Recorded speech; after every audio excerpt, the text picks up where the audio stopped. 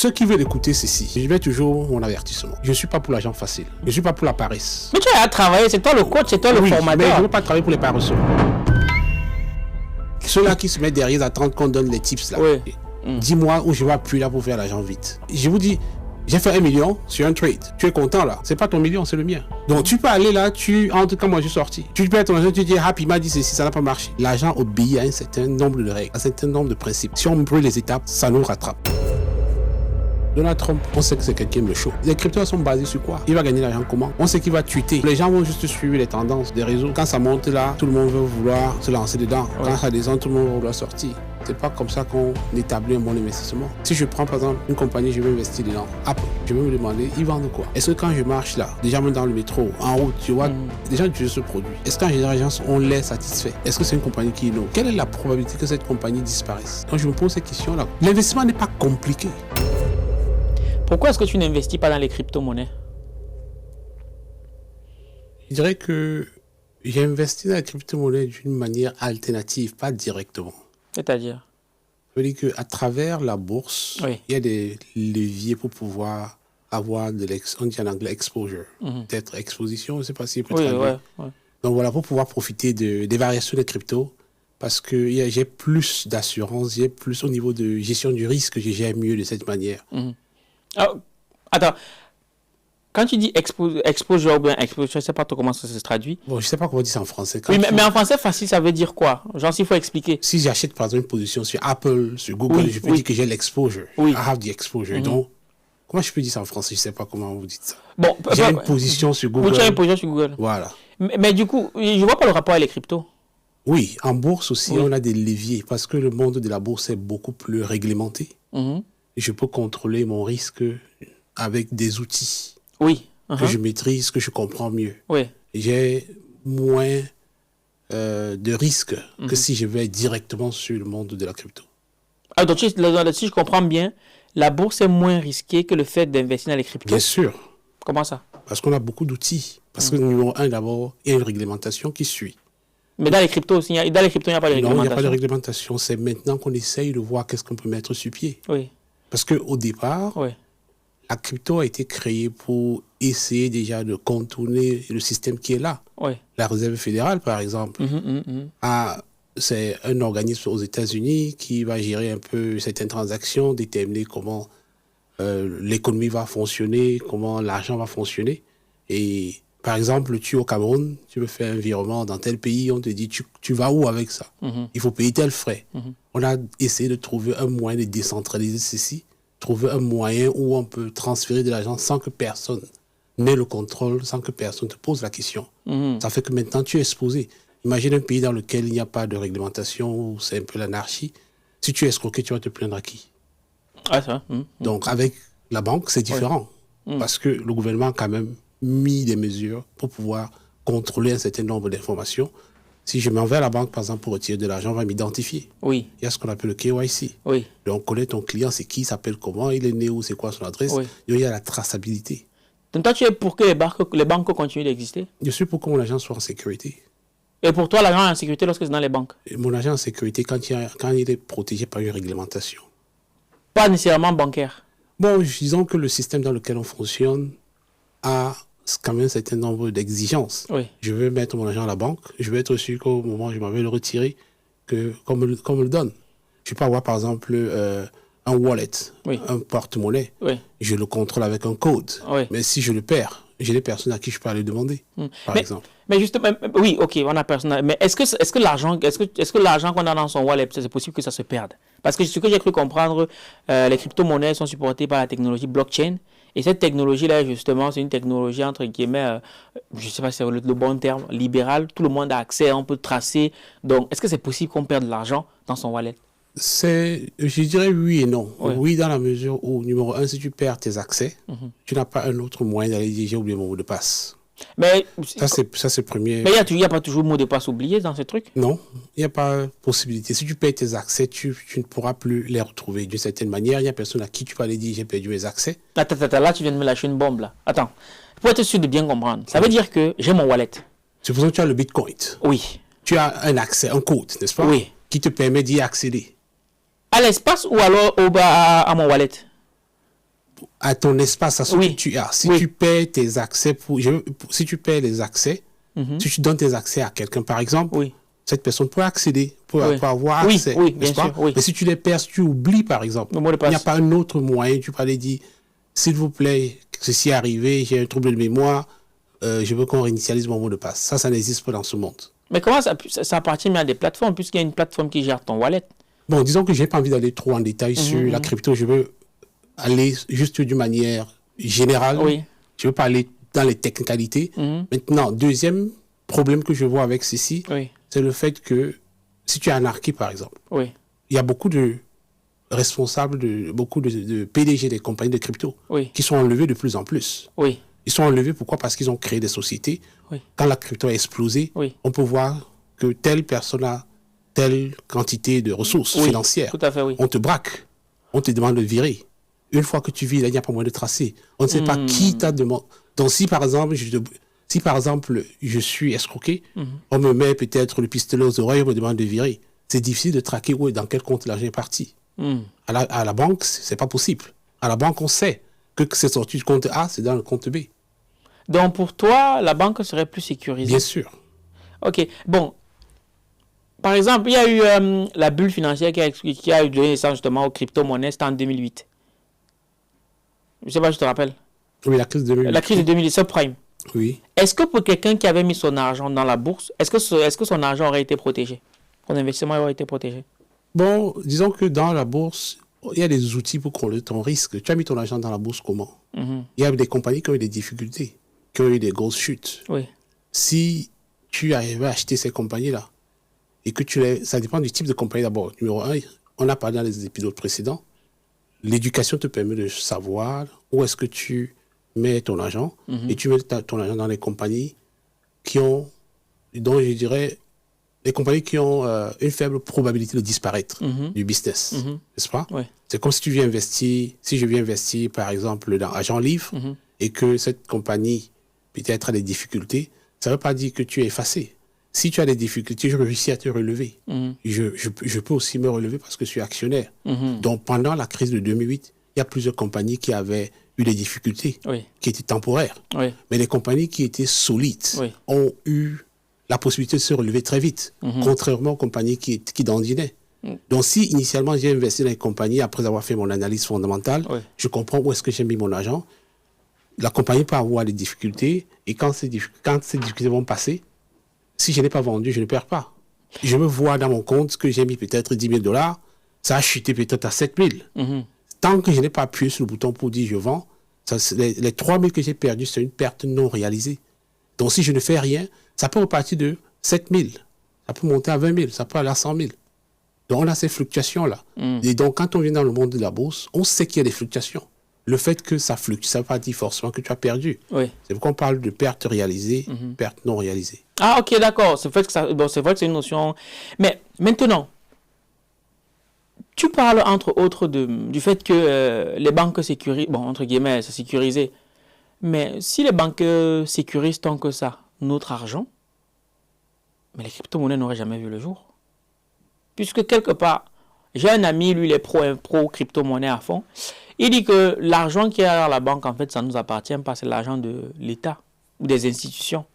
La preuve, si aujourd'hui, on te remet un billet puisque là, on est en France, on te remet un billet de 100 € et que tu vas dans la rue et tu le déchires, là, on peut te porter plainte. Par contre, la crypto, c'est un argent qui t'appartient. Toi, tu penses quoi de ça? Bon, disons que mon avis sur ce point-là, que si on te remet un billet de 100 €, tu le déchires. À Mondo Vision. Oui, tu le déchires à Mondo Vision, c'est pas ta propriété en fait. C'est la propriété peut-être de la Banque de France ou bien la Banque du Canada et ainsi de suite. C'est un délit, n'est-ce pas? Mais juste parce qu'on m'a remis un billet de 100 €, ça ne diminue pas ce que j'ai dans mon compte. Je me dis parce qu'on a déchiré un billet de 100 € en fait, n'est-ce pas? Ça ne va pas jouer sur les avoirs que j'ai. Oui, mais ce que je veux dire par là, c'est qu'en fait, puisque toi tu sembles être un fervent défenseur des banques, ben en fait, je voulais moi mettre en avant le fait que l'argent, la monnaie fiduciaire ou l'argent qu'on a dans notre compte bancaire, en soi, il ne nous appartient pas tant que ça. On n'a pas tant de contrôle dessus que ça. Et c'est justement le problème que les cryptos venaient résoudre. Quand tu dis l'argent ne m'appartient pas, je ne comprends pas très bien J'ai mon argent en banque, pourquoi ça ne m'appartient pas? Parce que tu ne peux pas l'utiliser comme tu le veux. Si par exemple, ça m'est arrivé plusieurs fois que j'aille pour faire un retrait, mais on me dit que tel montant, ce n'est pas possible de les retirer. Oui, pour plusieurs raisons. Moi, j'ai travaillé à la banque. Chez nous, quand je travaillais à la banque, j'étais conseiller financier. Si tu veux retirer plus de 3 000 $, il faut que tu me dises à l'avance. Mais pourquoi? C'est mon argent. Si ça m'appartient. Bien sûr, si cet argent n'est pas là, tu vas venir me poser la question. Il faut que je me protège. On est victime des anarques. On est victime des, qu'on appelle ça, hold-up, des braquages. Alors, il faut qu'on se prépare, on a des coffres forts. On ne veut pas ça à tout moment. On ne peut pas laisser un certain montant exposé. Ce n'est pas qu'on refuse de donner ton argent. On veut que tu nous dises pour qu'on ne laisse pas un certain montant à la portée. Et pour être victime, par exemple, quelqu'un peut savoir que 3 000 $ sont là ou bien 5 000 $ sont là, on peut venir le braquer. La banque paie cet argent. Dans l'épisode précédent, je disais que le banquier n'est qu'un intermédiaire. L'argent ne lui appartient pas. Mais si tu déposes ton argent à la banque, au moment de venir le chercher, si je te dis que moi, le banquier, j'ai été braqué, ce n'est pas ton problème. Il faut que je te paye. Donc, tu dois prendre des dispositions pour pouvoir te servir dans une mesure qui ne compromet pas aussi ma sécurité. Mais et qu'en est-il des virements alors? Des virements bancaires? Disons que, quand tu dis qu'en est-il des virements, est-ce que tu veux demander pourquoi il y a des restrictions au niveau des virements? Oui. C'est normal qu'on comprenne pourquoi l'argent, pourquoi on fait des déplacements de fonds. Mais c'est pour moi? Oui, c'est pour toi, mais quand tu as ton argent, dans les coulisses, il y a beaucoup de choses qui se passent. Beaucoup de choses, par exemple, il y a le blanchiment d'argent. Il y a des gens qui dissimulent, par exemple, des fortes sommes à travers des banques. Donc, nous avons l'obligation de protéger un système. Donc, quand nous protégeons le système, ça veut dire que si tu déposes 10 000 $ dans ton compte, moi, en tant que banquier, je dois savoir d'où cet argent vient. J'ai le droit de demander. Je veux savoir, est-ce que c'est un argent propre? Est-ce que c'est un argent sale? Donc, je dois faire mon investigation à la base pour comprendre. Mais tant que j'ai remarqué ou bien j'ai constaté que c'est une source fiable, pourquoi est-ce que je devais t'empêcher de prendre ton argent? Mais moi, j'ai le cas à ma mère. Moi-même, des fois, ça m'est arrivé que, ils savent que j'ai mon boulot, j'ai les virements que je fais quotidiennement. OK, dans mon compte bancaire, là, il y a un peu plus de 50 000 €. Et là, je veux faire un virement de 5 000 €. Moi, on me dit que j'ai un plafond à 4 000. Bon, généralement, tout ça, c'est toujours des mesures de sécurité. Parce qu'il y a... Par exemple, au niveau des cartes bancaires, pour faire sortir des fonds, souvent on met un minimum. Nous, on a été arnaqués plusieurs fois. Je veux dire, la banque même. On nous a détourné des grosses sommes. Parce qu'on a ouvert. Même ici en France, quand je viens là, de temps en temps, je mets ma carte je verrouille ma carte. Parce que si on me sort 5 000 $ sur ma carte et que ce n'est pas moi, le temps que j'aille m'aligner pour faire la transaction, pour faire la réclamation, j'ai pas ce temps, par exemple. Donc, on a... Initialement, ce sont des mesures de protection, ce sont des mesures de sécurité. Parce qu'une fois de plus, le banquier n'est pas le propriétaire d'argent. Le banquier, c'est un intermédiaire. Dans l'épisode précédent, je mentionnais que si, par exemple, Jeannette a 1 000 $ dans son compte, dont elle ne s'en sert pas, moi, Happy, le banquier, je peux dire, Jeannette, est-ce que tu sais que je peux te donner 1% ou 2% sur ton argent? N'est-ce pas? Je m'en vais voir Pierre. Est-ce que tu as besoin d'une carte? Je passe cet argent à Pierre à 20%.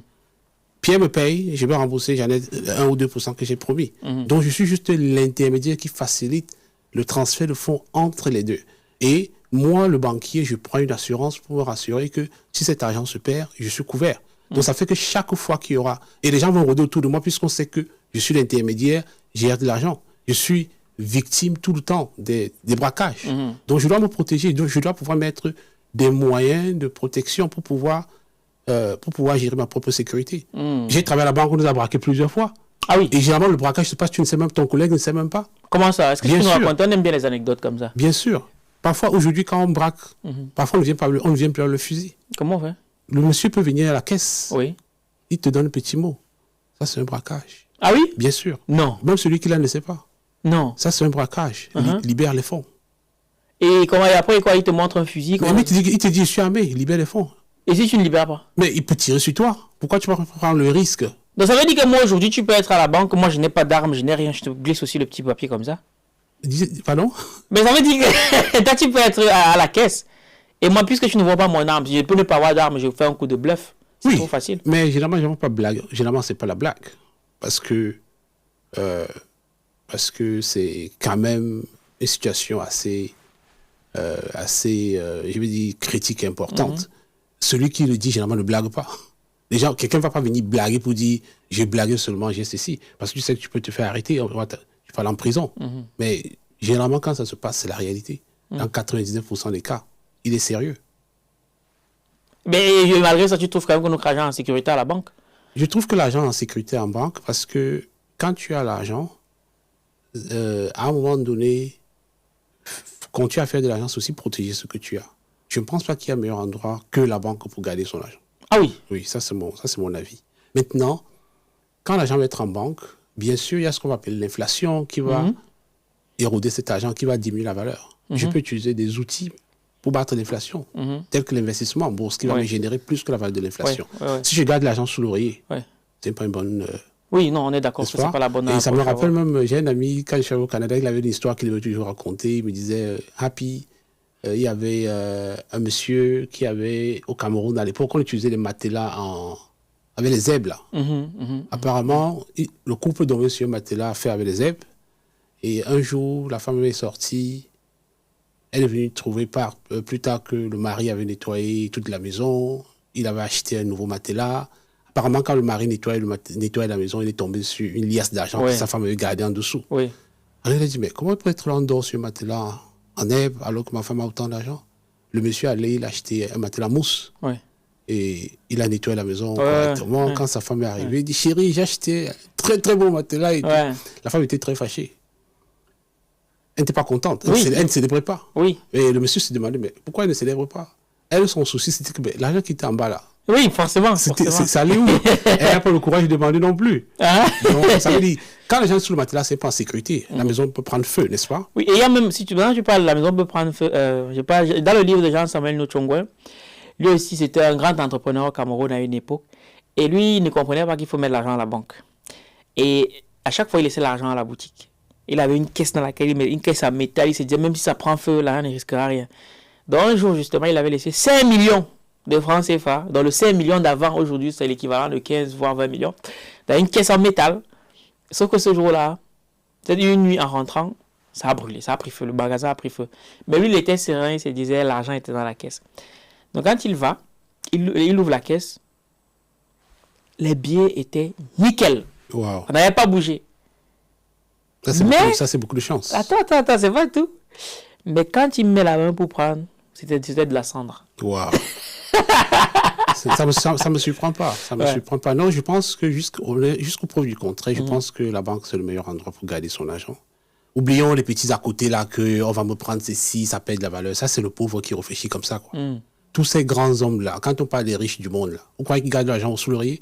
Mais si c'est le cas, on a quand même vu Donald Trump qui a validé les crypto-monnaies aux États-Unis. Mais ça n'empêche pas qu'on garde l'argent à la banque. Si j'ai de l'argent à la banque, ça ne m'empêche pas de valider la crypto. Je veux être flexible, je veux pouvoir diversifier. Mais ça ne veut pas dire que je rejette tout un système qui est là depuis des centaines d'années, qui fonctionne. Mais dans la logique des gens, c'est qu'ils veulent se débarrasser des contraintes bancaires lorsqu'ils vont dans les cryptos. Non, pas forcément. C'est un peu comme si tu ne peux pas vivre dans une société, il n'y a pas de loi. Tu ne peux pas vivre dans une société, il n'y a pas un certain ordre. Peut-être que c'est le futur de l'ordre. Peut-être que l'ordre naît du chaos. Non, je pense que nous spéculons juste. Nous spéculons là. Il y a quand même un certain minimum de protection. Donc, quand tu as bâti un certain moment, une certaine richesse, la prochaine étape pour continuer à fructifier cette richesse, c'est de protéger ce que tu as bâti. On est d'accord. Mais justement, est-ce qu'on peut investir dans la bourse avec des cryptos? Est-ce qu'on peut investir dans la bourse? Oui, c'est possible. C'est possible? Oui. Ça veut dire que j'ai mes cryptos qui sont quelque part, je les mets en bourse? Ça veut dire que déjà, pour aller en bourse, tu vas passer par un courtier. Oui. Le courtier, son rôle, c'est de te donner accès à un compte, te donner accès à une plateforme, te montrer les cotations. Dans ce compte, tu peux avoir des cryptos, tu peux avoir des actions, tu peux avoir d'autres types de produits, d'autres types de titres, n'est-ce pas? Tu peux demander à ton courtier, les cryptos que j'ai là, convertis ceci, pour que je puisse investir en bourse. Et est-ce qu'il est arrivé qu'il y a des courtiers qui arnaquent leurs utilisateurs, leurs clients? Si c'est un courtier réglementé, non. Parce que, une fois de plus, c'est un secteur hyper réglementé. Donc le courtier est enregistré, il a une licence, et tu as la possibilité de vérifier. Il rend compte, il est audité. Donc, à moins que toi-même tu n'aies fait de mauvais investissements, il est hors de question que ton argent se perde au niveau de courtier. Et beaucoup de courtiers vont avoir des assurances. Pour te dire, si je fais même faillite, tu es couvert ici. Même les banques, les banques traditionnelles ont des assurances. Oui, bon, les banques, des assurances, des banques, il y a toutes les petites écritures que tu n'as pas lues. Bon, je pense que là, on mélange un peu des choses. On mélange un peu. La banque va t'offrir plus de services, n'est-ce pas? Mais si tu ne fais même rien, juste le fait que ton argent est là-bas, la majorité des grandes banques ont des assurances, sont assurées. Par exemple, au Canada, nous avons la caisse d'assurance. C'est quoi? On appelle l'assurance c'est pourquoi c'est quoi le site, mais il y a une certaine forme pour pouvoir protéger les avoirs jusqu'à hauteur d'un certain montant. Donc ça veut dire que quand mon argent en banque, même si la banque fait faillite, je suis protégé. Oui, même si la banque fait faillite, mais sauf qu'on a vu plusieurs cas où, par exemple au Liban. Bon, je ne veux pas parler des pays que je ne maîtrise pas. Moi-même, on m'a escroqué au Cameroun. J'avais mon compte au Crédit Agricole au Cameroun. L'argent a disparu. Comment l'argent a disparu? Ils ont fermé.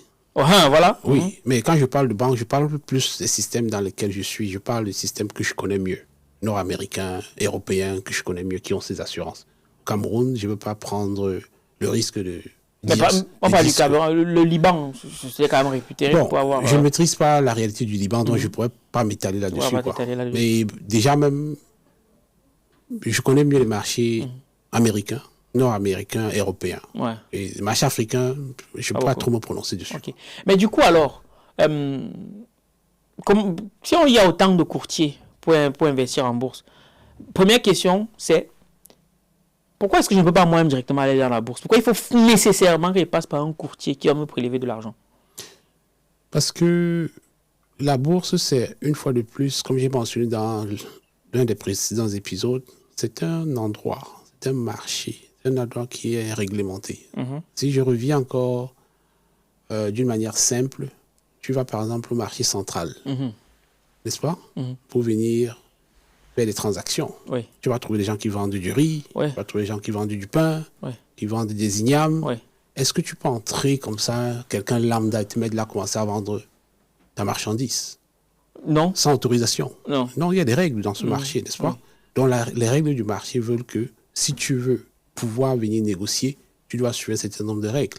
Et la manière dont on a organisé, il n'y a pas assez d'espace physique pour tout le monde pour venir se placer là-bas. Donc on a structuré de telle sorte que tu as besoin de passer par un intermédiaire.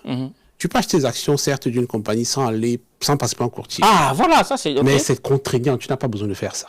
Ah, c'est quoi les contraintes? Si tu peux décider, par exemple, d'acheter des actions de Carrefour, de Apple. Je peux les appeler. Ils ont un département qui s'occupe des investissements. Mais il y a beaucoup d'administration que tu vas faire. Et comme il y a beaucoup de fluctuations, pendant que tu es en train de remplir tes papiers, le prix fluctue. Maintenant, on a le courtier qui est ton intermédiaire qui va te dire, viens me voir, voici des prix en temps réel, tu peux prendre à tel moment à ce prix. Mais on a toujours les gens de l'ancienne école qui veulent passer par, non, je veux aller là-bas acheter mes actions, je ne suis pas pressé. Donc, si tu veux être plus, efficace, je pense qu'il faut adopter le système qui est là, en passant par le système qui est là, parce que le courtier te donne accès. En temps réel, voici le prix. Tu peux acheter là à 10h, tu vends à 10h05, à 10h02. Mais si tu veux aller remplir les papiers, on va te dire qu'il faut attendre tel nombre de jours ouvrés, qu'on réceptionne ta demande, on fasse ici en temps, le prix peut fluctuer. Ok, d'accord, je comprends mieux. Et donc, comment est-ce que je choisis? Qu'est-ce qui fait la différence entre un bon... Est-ce que ça existe des courtiers qui sont meilleurs que d'autres? Oui. Et comment, justement, on évalue celui qui est meilleur que l'autre? Disons que le courtier, c'est l'intermédiaire qui va te permettre d'accéder à ce marché. Oui. Un peu comme si tu vas aller sur un marché pour acheter du riz. On te dit qu'il faut que tu passes par un démarcheur. Oui. Le rôle du démarcheur, il connaît le prix au marché. Oui. Il sait où il peut te trouver des clients. Oui. Toi, tu vas lui donner ton argent. Tu ne peux pas l'acheter directement. N'est-ce pas? Oui, mais tu disais tout tantôt qu'on peut savoir quel est le prix quand on est à la bourse. Mais donc, lui, il te relaie l'information. Le rôle du démarcheur, il te dit, en ce moment, telle chose coûte tel montant. Ok. Et tu vas donc passer par ce démarcheur en fonction des informations qu'il t'a données. Il ne fait pas ce travail généralement pour rien. Mais justement, le démarcheur, souvent, quand il te donne le prix, il a déjà mis sa marge dessus. Bon, nous sommes ici dans un espace qui a une réglementation. Oui. Le courtier a obligation de transparence. Ok. Il n'a pas le droit de surfacturer parce que tu lui payes une commission. Tu lui payes des frais de courtage. Il va te dire d'une manière claire, si tu veux que j'achète telle chose pour toi, si je réussis à faire la transaction pour toi, tu me payes tel montant. C'est un peu comme dans l'immobilier aussi, n'est-ce pas?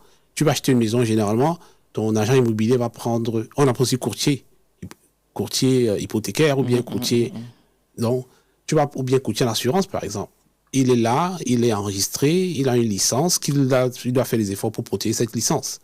Il y a ce qu'on appelle... il doit être intègre et rendre compte. Donc, s'il réussit à faire la transaction pour toi, il peut te prendre un pourcentage sur la transaction ou bien un forfait. D'accord, ok. Et donc, comment je fais alors pour choisir mon courtier? Bon, oui, si je reviens à ta question, tu me demandais est-ce qu'un courtier peut être meilleur que l'autre? Oui, bien sûr, parce que certains courtiers vont faire plus de recherches que d'autres. Certains courtiers vont donner plus de détails sur ce que tu recherches. Oui. Certains courtiers vont te donner... Bon, ici, nous allons utiliser des plateformes pour exprimer notre intérêt sur une position qu'on va acheter. Certains courtiers vont te donner beaucoup plus de détails que d'autres. Ils vont aller faire des analyses. Parfois, ils vont te demander aussi plus de frais que d'autres. Donc, si je suis, par exemple, quelqu'un qui est sur le marché, qui va aller vite, qui veut faire du trading, j'ai besoin d'un courtier qui est aussi rapide. J'ai besoin d'un courtier qui me donne l'information en temps réel. Un autre courtier peut te dire, je peux te donner ça, mais avec 15 minutes de retard. Mais tu ne payes rien ou bien tu payes beaucoup moins. Donc, on va voir, quand je vais ouvrir le compte ou bien quand je vais créer ceci, je vais voir quel est le courtier qui répond le mieux à mes besoins. Par exemple, nos étudiants, quand ils viennent dans l'académie, dans notre première formation, nous identifions les meilleurs courtiers par rapport à leur réalité. On pense que tu peux aller avec ce courtier. Le courtier aussi a d'autres services qui met à ta disposition, comme par exemple te donner de l'argent. Comment ça me donner de l'argent? Donc, il peut te donner un prêt pour que tu investisses en bourse. Et il prend un intérêt sur cet argent. Donc, dans l'épisode précédent, je disais par exemple que tu peux venir avec $1000 ou 1000 euros. On te fait dépenser 4 000, n'est-ce pas? Donc, le courtier peut te dire, je te donne un prêt, tu prends cet argent pour acheter, tu me dois le montant que tu as pris. Et tu payes tel pourcentage d'intérêt dessus. D'accord. Et toi, pour venir à toi, tu as qui comme courtier, du coup? Oh, j'ai plusieurs. Pourquoi avoir plusieurs courtiers? Parce que j'ai plusieurs comptes dans plusieurs banques. Oui. Et parce qu'aussi j'enseigne, j'ai besoin de savoir c'est quoi les différentes plateformes. J'ai besoin d'être familier avec ces plateformes. J'ai besoin de comprendre comment ça fonctionne, de telle sorte que si j'ai un étudiant dans tel pays qui me dit je suis bloqué ici, que je puisse intervenir, que je puisse comprendre de quoi il est question. N'est-ce pas? Ça, c'est l'une des raisons pour lesquelles j'ai plusieurs comptes et plusieurs courtiers. D'accord. Ici en France, par exemple, on a par exemple Boursorama, on a Bourse Direct, qui sont certains courtiers. On a Interactive Brokers aussi qui offre ici. Il y a plein d'autres courtiers qui offrent des plateformes. Et là, pour revenir justement au truc de la bourse pure, est-ce qu'il y a des techniques d'investissement en bourse? Un peu comme je pense un peu au trading, on dit il y a le scalping, il y a le holding. En bourse, est-ce qu'il y a des techniques? Oui, bien sûr. Il y a deux stratégies généralement qu'on va utiliser, c'est le trading et l'investing. Maintenant, le trading, c'est, je peux dire en français, investissement actif. Oui, ok. Et investing, je peux dire juste investissement. Je programme mon cerveau pour être plus patient quand je fais l'investing. Je ne suis pas pressé. Je peux voir une compagnie comme celle-ci qui est en train de naître, ou bien une start-up, et je décide d'acheter des parts. Je me dis que d'ici 5 ans, je vais voir ce que ça va donner. Ou bien d'ici 1 an, n'est-ce pas? Donc là, je fais un placement et j'attends, je suis plus patient. Je peux aussi venir dire, non, je te donne mon argent là, demain, si ça... Puisque ce sont des ventes aux enchères, si demain ça arrive à tel niveau, je sors. Oui. Donc dans le trading, c'est le court terme, et on peut encore scinder en plusieurs catégories dans le trading. Il y a ceux qui vont prendre juste pour quelques minutes, pour quelques temps, on va les appeler des scalpers. Il y a ceux qui vont venir, ils vont acheter une position, ils vont vouloir vendre le même jour, on va les appeler des day traders. Il y a ceux qui vont acheter, ils sont plus patients, mais pas aussi longs, ils peuvent attendre 3 jours, quelques semaines avant de vendre. On va les appeler des swing traders, par exemple. Ok. Et ce serait donc quoi la meilleure stratégie de trading lorsqu'on est en bourse? Je dirais que la meilleure stratégie dépend de beaucoup d'éléments. Qui es-tu d'abord, financièrement? C'est quoi le rapport? Quel genre de personnalité tu as? C'est quoi le rapport avec le trading? Parce qu'il y a des gens qui, dès qu'ils payent $100, là, le monde peut s'arrêter, quoi. Donc, je reviens encore à mon temps coupe sommeil dont j'ai parlé. Je peux avoir mes $1000 là pour que le sommeil entre là, il faut que $1000 là soient en banque. Si ça disparaît seulement, si ça fluctue seulement de $1000 à $900 là, mon sommeil s'arrête. N'est-ce pas? Je peux avoir $1000, je vois, ça va à $500, je dors paisiblement. Donc, nous avons les différentes sensibilités, on n'est pas tous pareils. Donc, il n'y a pas la meilleure stratégie en bourse. Nous allons voir c'est quoi le profil de la personne, son profil d'investisseur. Il peut supporter quel genre de risque. Donc, on va évaluer en fonction de son niveau de tolérance au risque, en fonction de sa capacité. Je peux me dire que j'ai envie de prendre le risque alors que je ne peux pas. N'est-ce pas? Il y a vouloir et pouvoir. Tu peux venir là, tu dis, banquier, s'il te plaît, donne-moi un prêt de 100 000. Est-ce que tes ressources permettent qu'on te donne ce prêt de 100 000? Est-ce que tu vas rembourser? Donc, tu veux, mais tu ne peux pas. N'est-ce pas? Donc, on va aussi regarder par rapport à ta réalité. Qu'est-ce qui est logique? Donc, et en fonction de ces éléments, quand on a fait cette analyse, on peut décider de te proposer un certain type de produit qui correspond à cette réalité-là. Donc, d'une manière générale, je ne dirais pas qu'il y a la meilleure stratégie en bourse. Parce que nous sommes différents, nous avons des sensibilités différentes. Nous allons évaluer les profils en fonction des types de titres qu'on a mis sur le marché et dit ceci pourrait te correspondre. Ok, donc on va d'abord. Ok, d'accord, je comprends mieux. Et tu as parlé du trading, tu as parlé de l'investing. Bon, des deux, c'est quoi la meilleure du coup? Je pense que c'est la question que je viens de répondre. Donc, ça dépend du profil de chacun? Ça dépend du profil. Et tu peux combiner aussi les deux. Ok. Combiner les deux dans la mesure où tu peux acheter, quelqu'un qui a un certain montant, je prends peut-être quelqu'un à $5 000 ou 5 000 €. Il peut dire, sur mes 5 000, peut-être je mets 3 000 dans une bonne compagnie. Je ne suis pas pressé. J'attends. Les autres 2 000, je peux aller sur une stratégie de court terme.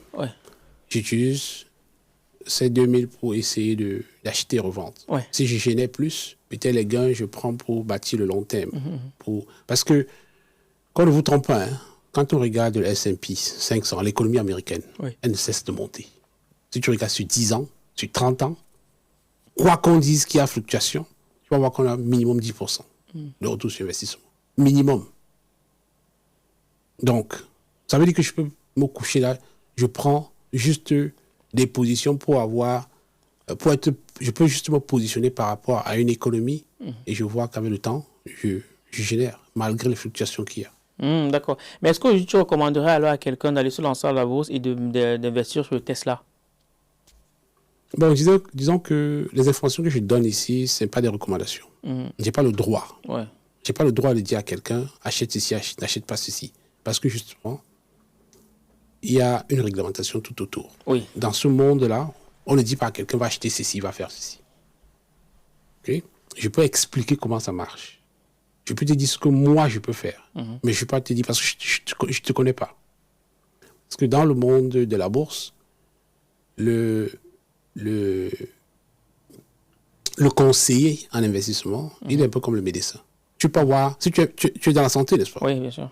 Est-ce que tu peux voir quelqu'un qui passe là, tu dis, prends-moi tel médicament. Tu sais qu'il souffre de quoi? Bon, si je suis un charlatan, je peux. Voilà. Donc, il faut que tu puisses le réceptionner chez toi et que tu puisses diagnostiquer de quoi il a, c'est quoi son mal. N'est-ce pas? Tu analyses son besoin. Et que tu sois autorisé à prescrire. Oui, c'est vrai. C'est vrai que tu as licence pour pouvoir prescrire. Bien sûr. Voilà, donc c'est la même chose. Donc, dans le monde de l'investissement, on ne voit pas quelqu'un où on dit, achète ceci. Il faut que je voie, est-ce que toi là, si tu payes tes $500, ça peut te dire. Donc, on va faire cet examen. Est-ce que tu es autorisé déjà à le faire? Est-ce que tu as une licence pour donner des conseils? Ok. Bon, oui. Aujourd'hui, on peut bien être entre amis. Non, il n'y a pas l'ami dedans. Non, je peux venir te demander ton avis. Je te dis, ok, toi, je te vois, tu es dedans. Je veux investir chez Tesla. Est-ce que toi, tu serais ok? Qu'est-ce que tu en penses? Voilà. Moi, je te demande ton avis. Je te retourne la question. Toi, tu es médecin. Oui. Je veux te dire, j'ai vu un médicament à la pharmacie. Ça vient de sortir. Toi, tu es médecin. Est-ce que tu penses que je devrais prendre ce médicament? Je vais te demander de quoi tu souffres. Je vais essayer d'examiner ça. Bien sûr. Exactement. Tu vas tout faire pour voir. Est-ce que ce médicament, est-ce qu'il a des effets secondaires tout le bazar, Parce que à la fin de la journée, tu peux plutôt créer des complications chez la personne. Mais du coup, comment dire ça? Pour quelqu'un qui veut investir, par exemple, dans la bourse, qui vient te demander ton avis, c'est peut-être que quelque part, il a besoin de l'avis d'un expert. Mais à t'entendre, l'investissement en bourse ou bien le choix d'un produit financier est toujours fonction de la personne. Oui, parce qu'en matière d'argent, là, on n'est pas pareil. D'accord, ok.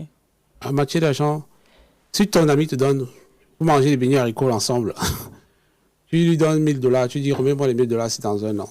Ou bien, n'est-ce pas? S'il paie $300 dessus, tu vas le voir différemment. Oui.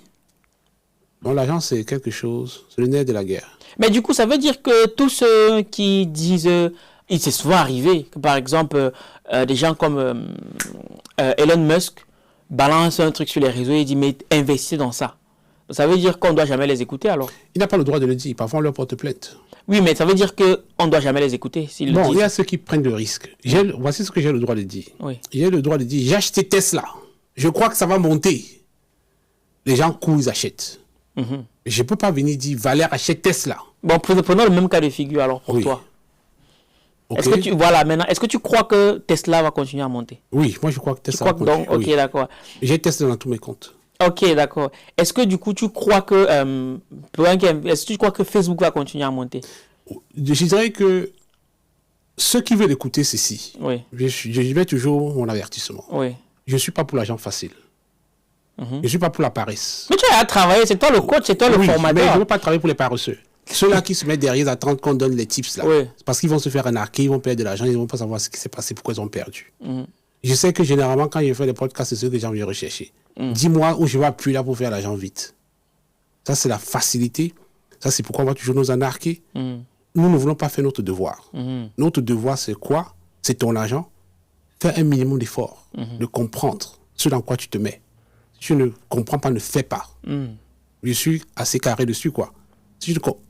Parce que quand je vous dis, j'ai fait 1 million sur un trade, tu es content là. C'est pas ton million, c'est le mien.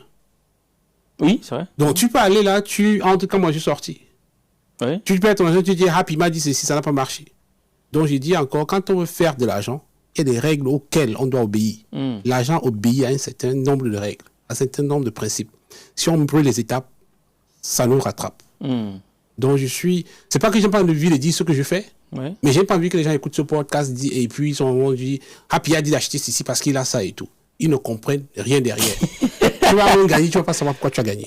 Donc moi je suis un éducateur à la base. Ma mission c'est d'amener les gens à comprendre. Je veux d'abord que les gens comprennent, et quand tu as compris le processus, l'argent va te surprendre agréablement, va te surprendre. Ça va venir. Mais si tu brûles les étapes, tu vas gagner 10 000 aujourd'hui, demain tu perds 20 000. Donc c'est un peu ça ma démarche, quoi.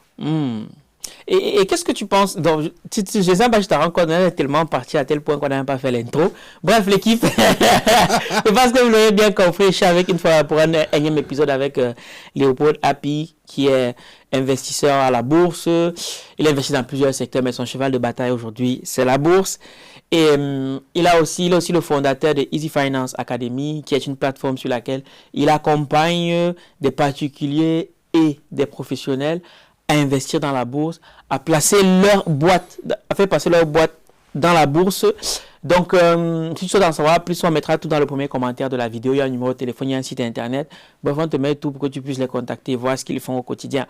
Donc voilà, on était tellement dans le truc qu'on n'a pas fait la petite intro.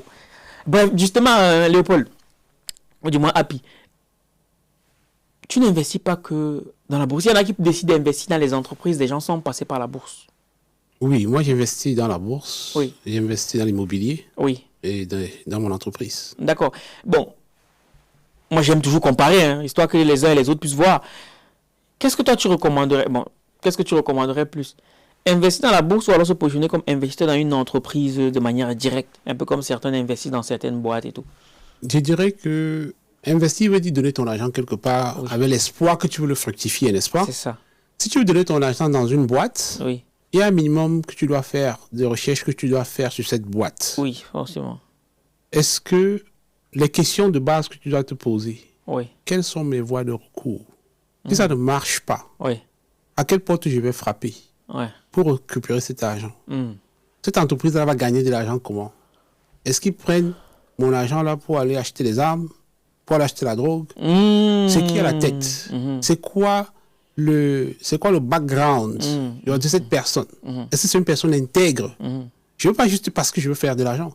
Est-ce que c'est l'argent pour aller, je ne sais pas, créer un club de prostitution et je dis que je suis investisseur dedans. Donc, j'ai mon devoir que je dois faire pour être sûr que je comprenne d'abord comment est-ce que l'argent est fait dans cette boîte. Maintenant, est-ce que j'ai les compétences pour comprendre ceci, pour pouvoir faire cette analyse? Je dois me poser ces questions. Parce que ça peut être l'argent de la recelle. Je peux investir juste parce que quelqu'un m'a dit, viens mettre ton argent ici. Demain, j'apprends que c'était de la recelle, que c'était des marchandises volées, n'est-ce pas? On va m'arrêter, on est d'accord? Tout à fait. Donc, je dois faire attention. Quand je veux multiplier l'argent, il y a des règles essentielles que je dois savoir, des bonnes questions que je dois poser. Supposons maintenant j'ai fait ce devoir-là, je me rends compte que tout est clair, tout est clean. Oui. Oui, là, je peux y aller. Mais je ne peux pas mettre mon argent quelque part sans me poser cette question. Demain, quand on va m'arrêter là ou bien quand on va venir m'arrêter, qu'est-ce que je vais dire? Donc, je pense que quand on veut multiplier, on doit faire son devoir de se poser ces questions pertinentes. D'accord. Et Tesla, c'est quoi le business model? Qu'est-ce qu'ils vendent, Tesla? Tesla fait des voitures électriques. Uniquement les voitures? Non, Tesla a plus d'autres business. Ils sont dans l'énergie. Tesla va sur l'espace, fabrique des rockets, on appelle ça, des fusées, tout ça. Tesla est en train de développer des robots humanoïdes, en train de développer des voitures sans pédales, sans volant et tout ça. Donc, il y a tellement de choses que Tesla fait, quoi. Est-ce que c'est rentable? Bien sûr que c'est rentable. Bien sûr que la compagnie est rentable. On peut regarder c'est quoi son chiffre d'affaires. Aujourd'hui, Elon Musk est l'homme le plus riche, n'est-ce pas, du monde. Oui, bon, on dit chiffre d'affaires, mais le plus important, c'est surtout la marge. Quelle marge? La marge bénéficiaire, parce qu'on peut faire un gros chiffre d'affaires, mais si les charges sont à 95%, est-ce qu'on vraiment... Oui, je suis d'accord avec toi, mais jusqu'à présent, la compagnie est très profitable. Oui, la compagnie est très profitable. Il y a des moyens de voir... Les investisseurs vont dans la compagnie parce qu'ils, justement, ils trouvent de la valeur dedans, quoi. Et donc, par exemple, Donald Trump fait une sortie fracassante il y a quelques mois par rapport aux crypto-monnaies et tout. Donc, toi, tu estimes qu'une sortie comme celle-là, si on prend en compte ce que tu as dit en amont, que voilà, je ne dois pas te dire, je dois avoir diagnostiqué, machin, truc. Tu estimes qu'une sortie comme celle-là est très dangereuse? C'est très dangereux. Donald Trump, on sait que c'est quelqu'un qui aime le show. Oui. N'est-ce pas? Ouais. Avec sa femme, là, les cryptos sont basés sur quoi? Si tu reviens sur les questions qu'on a posées tout à l'heure, il va gagner l'argent comment? On sait qu'il va tweeter. On sait que c'est les médias qui vont faire que ça monte. Donc, c'est les réseaux sociaux, c'est le bruit qu'il va faire. Donc, les gens vont juste suivre les tendances des réseaux pour que ça monte. Quand ça monte là, tout le monde va vouloir se lancer dedans. Quand ça descend, tout le monde va vouloir sortir. C'est pas comme ça qu'on établit un bon investissement. Si je prends, par exemple, une compagnie, je vais investir dedans, Apple, c'est un exemple, ou bien Microsoft. Je vais me demander, ils vendent quoi? Ils vendent des iPhones, par exemple. Ils vendent des ordinateurs. Est-ce que quand je marche là, déjà même dans le métro, en route, tu vois, des gens utilisent ce produit. Est-ce qu'en général, les gens, on l'est satisfait de ce produit? Est-ce que le service à clientèle de cette compagnie semble fonctionner? Est-ce que c'est une compagnie qui innove? Donc, c'est quelle est la probabilité que cette compagnie disparaisse? Donc, je me pose ces questions-là, quoi. Et après, je vois quand même que ça appuie sur quelque chose. Pareil pour Carrefour. Si j'investis dans une compagnie comme Carrefour, est-ce que quand je vais là-bas, je vois qu'il y a le rang? Est-ce que je vois qu'il y a le trafic là-bas? Les gens achètent. Tu vois? L'investissement n'est pas compliqué. Depuis notre bas âge, par exemple, on boit certaines boissons, on prend certaines boissons, on consomme certaines boissons. Le coke. On se brosse les dents avec le dentifrice Colgate. On se lave avec tel savon depuis notre bas âge. Imaginez un seul instant si ceux qui ont mis de l'argent dans ces compagnies depuis des années, chaque fois qu'il y a partage de bénéfices, si tu étais actionnaire, tu n'as pas besoin de... C'est pas compliqué, quoi, en fait. Mais si c'est aussi simple que ça, tu n'as pas besoin d'exister, comme la Easy Finance Academy n'a pas besoin d'exister. Oui, ce n'est pas aussi simple que ça, parce que l'information n'est pas très accessible. Bon. Même les bases, là. Attends. Comme tu le dis, là. Hein. Oui. Il y a quelqu'un qui écoute ce podcast aujourd'hui. Oui. Et on voit tous que tout le monde, plus ou moins, utilise Apple. Tout le monde, plus ou moins, est sur Facebook, TikTok, Instagram. Tout le monde, plus ou moins, utilise Amazon. Donc, ça veut dire que demain, boum, j'ai investi dedans et j'attends. Par exemple. Oui. Si je peux prendre mon téléphone, je peux te donner quelques performances. Oui. On peut voir. Parce que il est possible de regarder ces compagnies. On peut aller en ligne, regarder c'est quoi les performances de ces compagnies. Donc, il y a un site ici que je vais regarder. Je peux aller sur Yahoo Finance. Je regarde. Je peux aller... On a plein de sites. Et à cet effet, même beaucoup de personnes croient que Yahoo, c'est seulement pour regarder les emails. Ah oui? Oui, tu peux aller regarder c'est quoi les prix les variations des compagnies. D'accord. Donc, je vais donner ici un site qui s'appelle barchat.com. Donc, je peux ouvrir maintenant pour voir. Celui qui avait investi dans Apple il y a 5 ans, il y a 2 ans, il y a 1 an, ou bien dans Nvidia. Donc, il y a plein de compagnies. Je crois que la connexion est un peu lente. Ouais, j'ai l'impression. Bref, si on va sur même sur Yahoo Finance, si on va sur ces sites-là, je vais essayer le deuxième téléphone ici pour voir. Bref, l'équipe, finalement, je te laisse regarder parce que moi, je me dis, si c'est aussi simple que ça, s'il faut voir l'expérience client, le nombre de clients qui se ruent vers les produits, je me dis peut-être que finalement, je n'ai pas besoin de faire de grosses études. C'est-à-dire, je vais à la bourse avec je maîtrise un peu les techniques pour aller à la bourse. Je vais dedans, je regarde, ok, parce que là, tout de suite, je pense Apple, je pense Amazon, je pense TikTok, je pense Google. Je pense, voilà, dans toutes ces... Je pense GAFA. Oui. Et je me positionne uniquement sur les GAFA. Et tu restes tranquille. Mais du coup, c'est quoi la nécessité d'entrer alors chez Easy Finance Academy alors que j'ai déjà ces leviers-là que j'ai? Disons que les gens viennent chez nous parce qu'ils ne savent même pas que ceci est possible. Et une fois que tu viens chez nous, on te montre que c'est possible, tu auras d'autres questions. Quand tu vas voir peut-être l'action de Apple que tu achètes à $225, vu que ça va descendre à $200, ça paie peut-être $25, tu vas trembler. Tu vas nous poser la question, mais pourquoi ça descend? On va t'expliquer. Voici, ça descend parce qu'il y a plus de vendeurs maintenant, plus de ventes d'enchères. Oui. Calme-toi. C'est juste une perte non réalisée. Si tu n'appuies pas dessus, tu vends, tu ne payes pas. Ça peut remonter. Donc, tu peux acheter. Il y a des gens qui achètent, ils ne suivent même pas ça tout le temps. Ils laissent.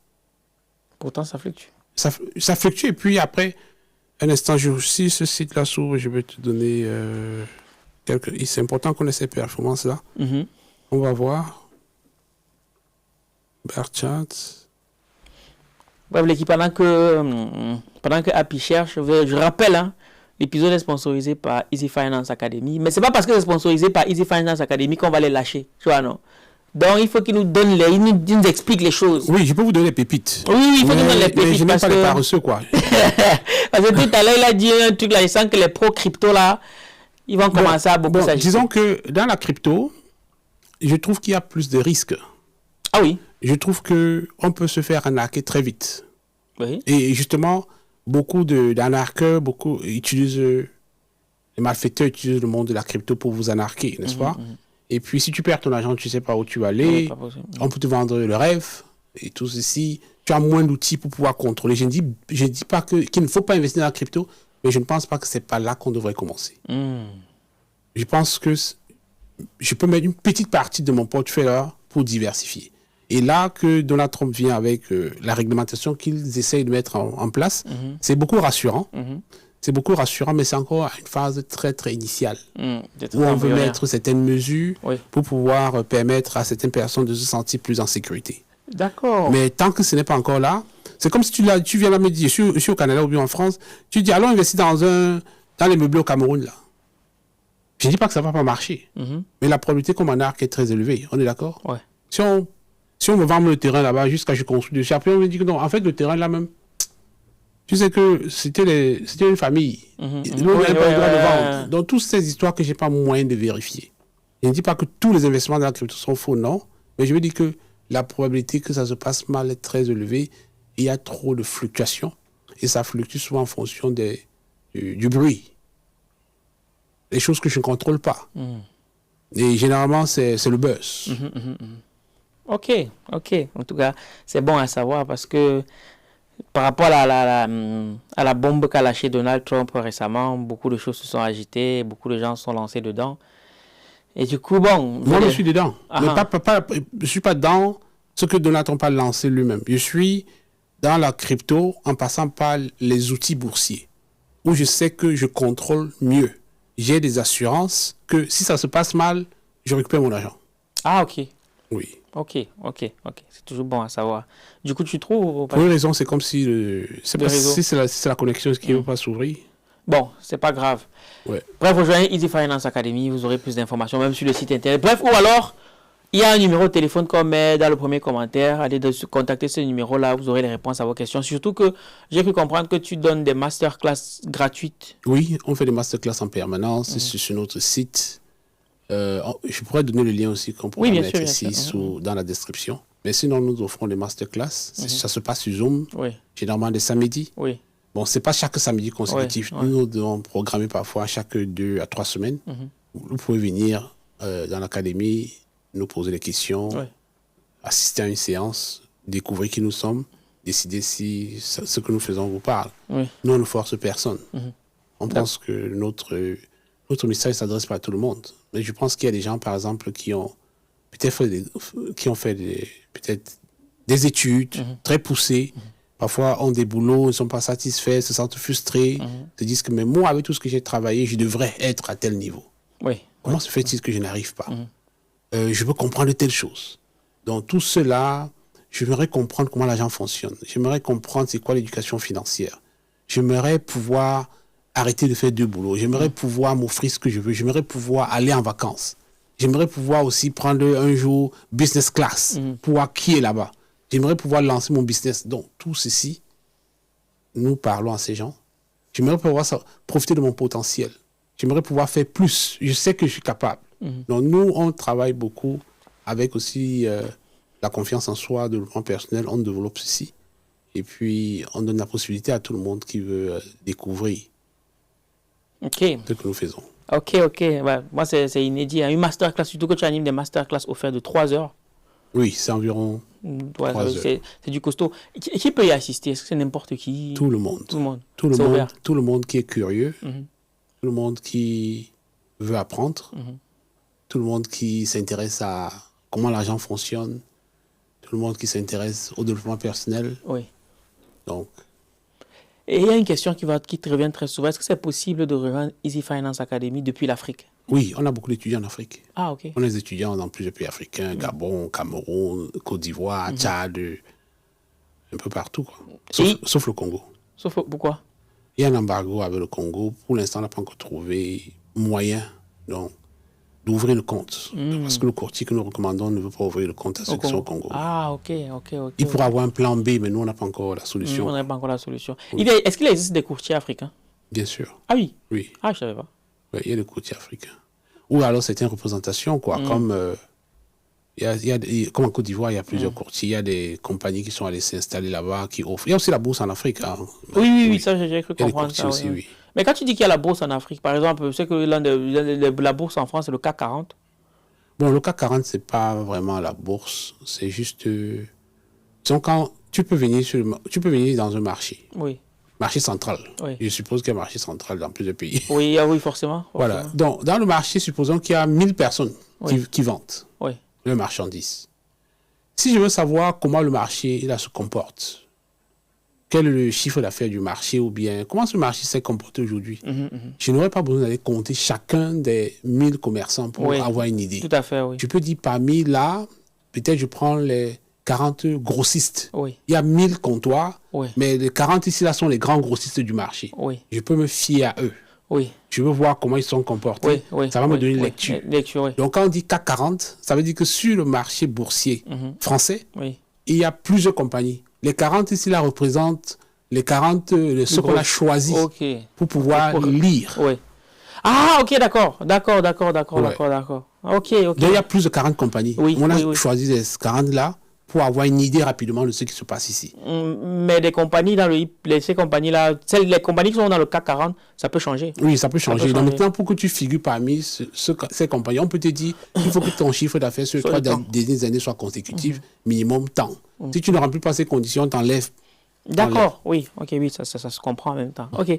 Bon, je pense qu'on aura longtemps épilogué. Je pense que Happy a répondu à toutes les questions comme d'habitude. Il n'a fait aucune question. Il n'est pas très pro-crypto, comme vous avez pu le comprendre. Bref, dis-nous ce que vous avez pensé en commentaire, crypto, bourse. Il y a forcément des gens qui font les deux. D'ailleurs, tu le fais aussi. Donc, dis-nous ce que vous en avez pensé en commentaire. Ça pourra faire un bel échange. Et si vous avez des questions, n'hésitez pas à les mettre en commentaire. Et si on a beaucoup de questions, on pourrait organiser un live sur les réseaux pour que Happy puisse répondre en live aux différentes questions que vous pouvez vous poser sur le sujet. Donc Happy, ta caméra elle est là. Du coup, s'il y a un dernier message que tu aimerais partager, ça serait lequel? Déjà, je dirais merci à Valère et à Jean-Livre pour cette rencontre, pour cet échange. Peut-être que j'ai déçu parce que je n'ai pas parlé de crypto. Je sais que beaucoup étaient aux aguets. Au taquet là pour écouter crypto. Oui, les amis, moi je suis... Ce que nous avons bâti, c'est parce qu'on a respecté un certain nombre de choses. On a respecté un certain nombre de choses, un certain nombre de principes, un certain nombre de disciplines. C'est pourquoi je pense que gagner de l'argent n'est pas la solution. Il faut que je gagne de l'argent et que je comprenne comment je l'ai gagné pour être sûr que je vais préserver ceci. Je n'ai pas envie de vous vendre le rêve, juste le rêve ou l'illusion. Je vais vous dire, à mon avis, ce qui est logique. Vous montrer comment on peut non seulement apprendre, gagner, préserver. Donc, je ne dis pas qu'on ne gagne pas dans la crypto, mais je pense quand même que le risque est très élevé là-bas. On peut commencer bien entendu avec des petits budgets, mais la possibilité aussi de nous arnaquer très, très, très élevée. Je préfère commencer par la bourse. Et puis après la bourse, je peux avoir des outils pour me protéger, pour mieux gérer mon risque. Et comme ça, je me lance dans la crypto avec un très faible pourcentage. Donc, c'est ce que je dirais. Donc, si vous avez soif de connaissances, si vous avez besoin encore de savoir, si vous avez besoin de savoir davantage, contactez-nous à Easy Finance Academy.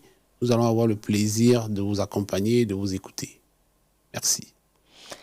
Amen, au pluriel, amenez. C'était Valère Bélias et Léopold Happy sur le podcast Argent Livre pour ce énième épisode autour de la bourse. Et on se donne rendez-vous au prochain numéro. Minakano.